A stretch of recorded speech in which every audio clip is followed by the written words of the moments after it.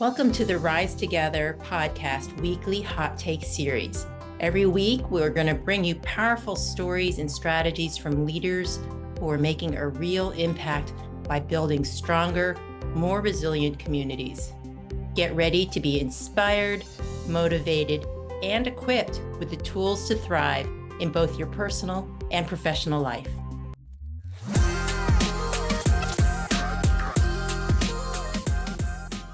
Hey everybody, it's Beth Elmaris with the Foundation for Family and Community Healing. At the Foundation, we're really dedicated to helping individuals and organizations build strength and resilience through skill-based education. We've got a great guest today. I'm really excited to introduce you all to Aaron McClung. Hi, Aaron. Hey, how you doing, Beth? Good. So Aaron is the Chief Development Officer for a nonprofit in the Richmond, Virginia area called Feed More. And I'm really excited to have him here today. Development, if you're in the nonprofit space, is, of course, incredibly important. It's, we don't get anywhere without it. So I know folks are going to be really interested. So you ready to get started? Sure, absolutely. All right. So why don't you tell me a little bit about your organization? Sure. Beth, Feedmore is Central Virginia's core hunger relief organization. So we work across Central Virginia from the northern neck, that's borders the Potomac River, all the way down to the North Carolina line.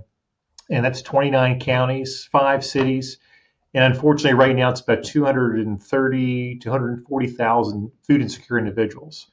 So we work at scale. So think of us as sort of as the name implies, a food bank, right? So we take in a lot of donated product and resources. We work with the government in a variety of ways, and then push that out into the community through a lot of other nonprofits. So about 400 other distribution partners, anything from a faith-based food pantry to some health care clinics and partners and everything in between, schools, you name it. So we work through others. We work with a lot of donated food. We also, in our central area in Richmond, we serve Meals on Wheels.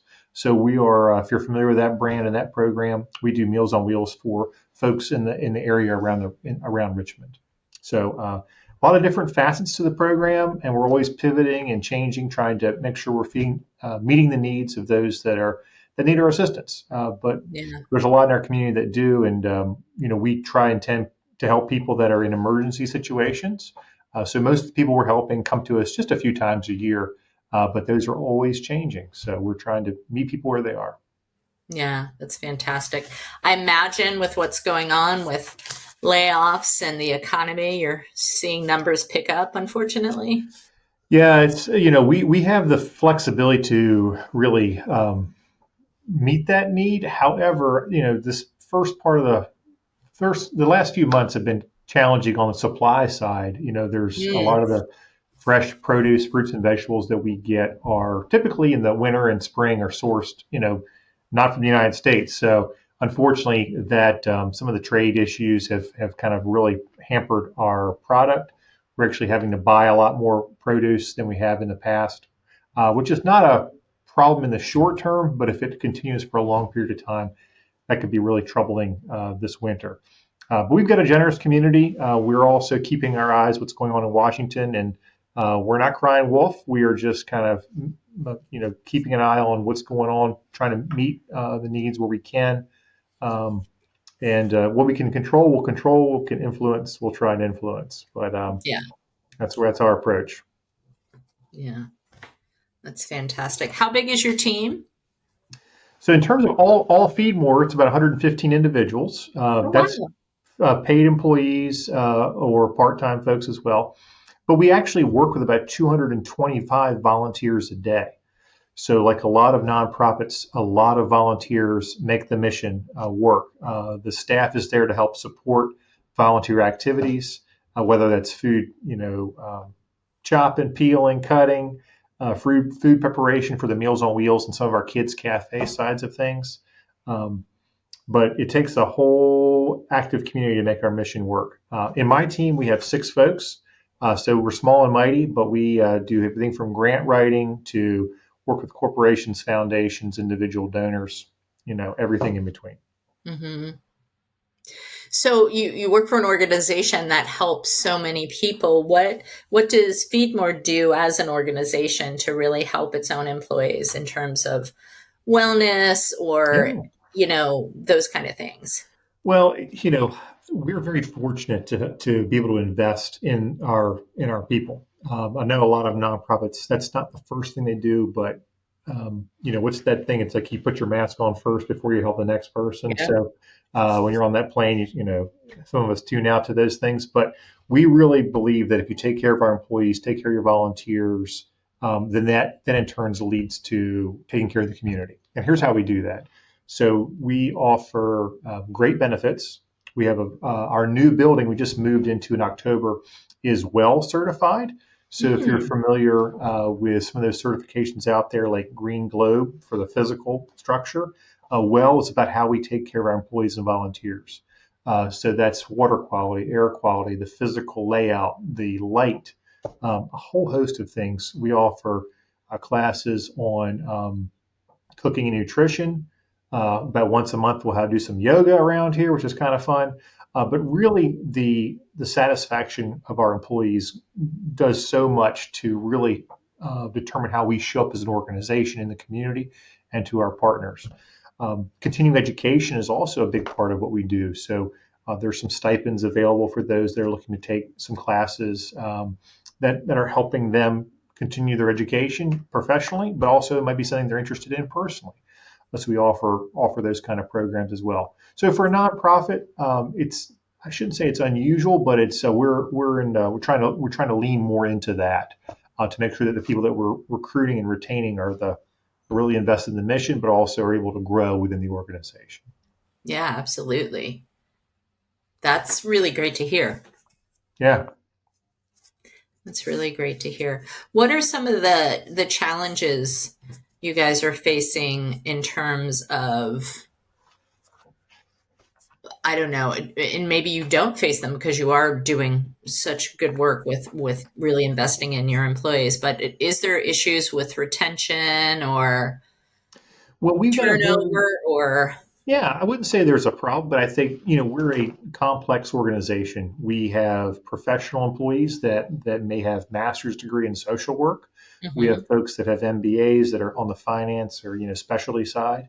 And we've got a warehouse and drivers and a production kitchen. So in a relatively small organization, it runs the gamut between uh, wonderful hourly employees that are, you know, looking to move up in the organization or find the next thing that's an opportunity for themselves and their family, as well as trying to maintain, a steady workforce. We don't have a lot of redundancies. As nonprofits, you mentioned you were kind about the fundraising stuff.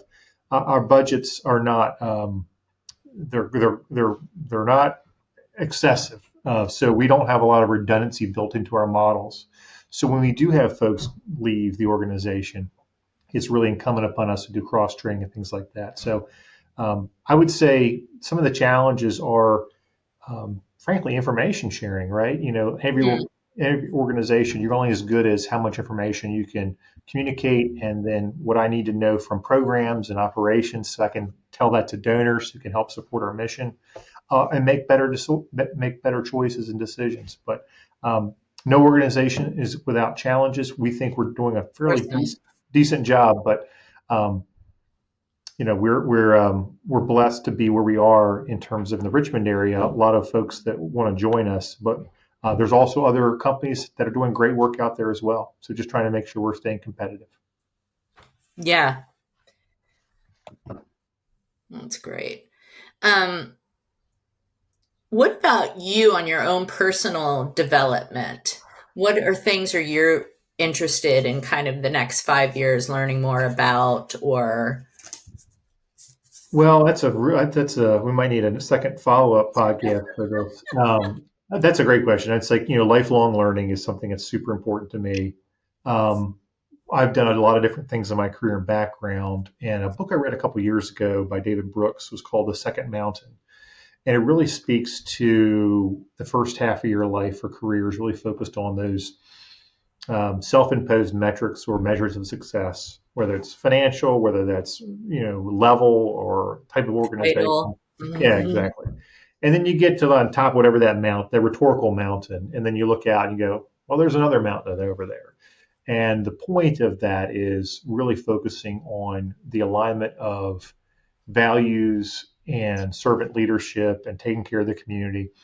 And that had a real profound impact on why I'm at Feedmore. The servant leadership elements of this, where just the alignment of interest, have done so much for me. I recommend that book quite a bit.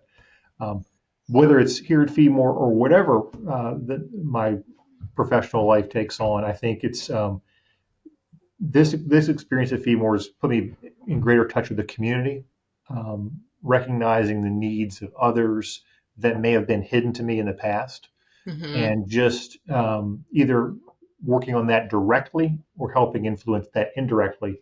It gives me so much satisfaction. So as long as I'm kind of meeting those things, I think that can manifest itself in different ways. So Yeah. that's kind of how what I'm thinking about now.